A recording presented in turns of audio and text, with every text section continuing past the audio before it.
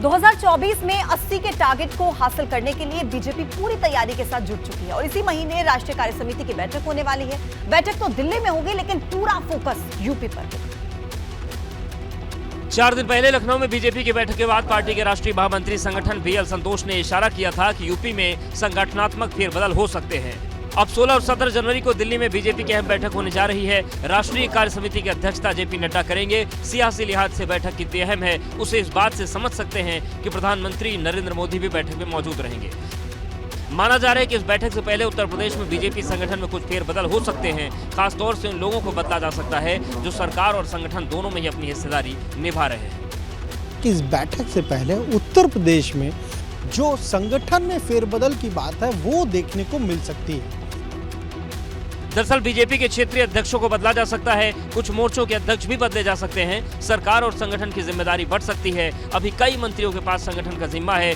ये सिर्फ एक छोटे से बेडरूम से मशरूम की खेती करके महीने का 50,000 कमा रही हैं। मशरूम खेती सीखनी है तो फ्रीडम ऐप को अभी डाउनलोड कीजिए। नए लोगों को जिम्मेदारी दी जा सकती है। 4 क्षेत्रीय अध्यक्षों को बदला जा सकता है। क्षेत्रीय अध्यक्षों को प्रदेश टीम में जगह मिल सकती है।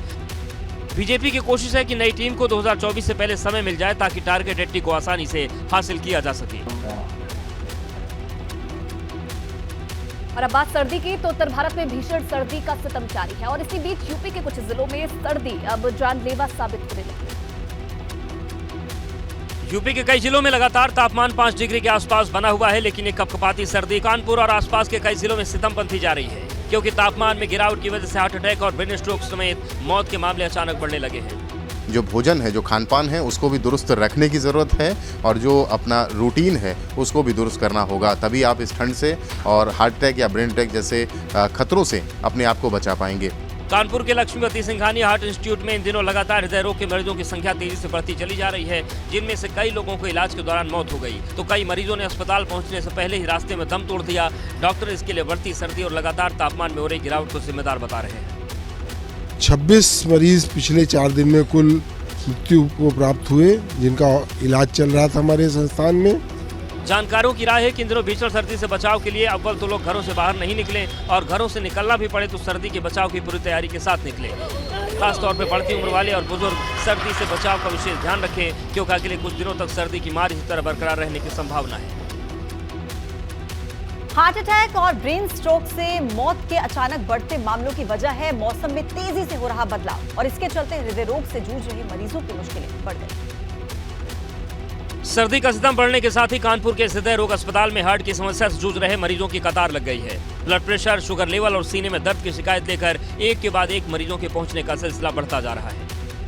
हार्ट अटैक के पेशेंट थे, जिन लोगों को कॉर्नरी आर्टरी डिजीज थी, कॉर्नरी आर्टरी में रुकावट थी और ठंड में जब आर्टरियाँ सिकुड़ जाती हैं तो अगर मान लीजिए किसी को 50% का ब्लॉकेज है तो वही 50% का ब्लॉकेज ठंड में 80% तक पहुँचने की संभावना होती है।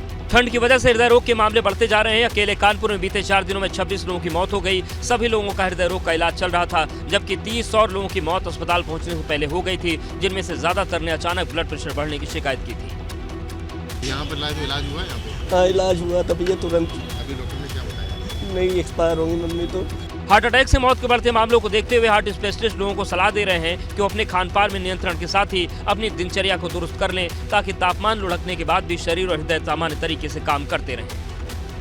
ये सिर्फ एक छोटे से बेडरूम से मशरूम की खेती करके महीने का 50,000 कमा रही हैं। मशरूम खेती सीखनी है तो फ्रीडम ऐप को अभी डाउनलोड कीजिए।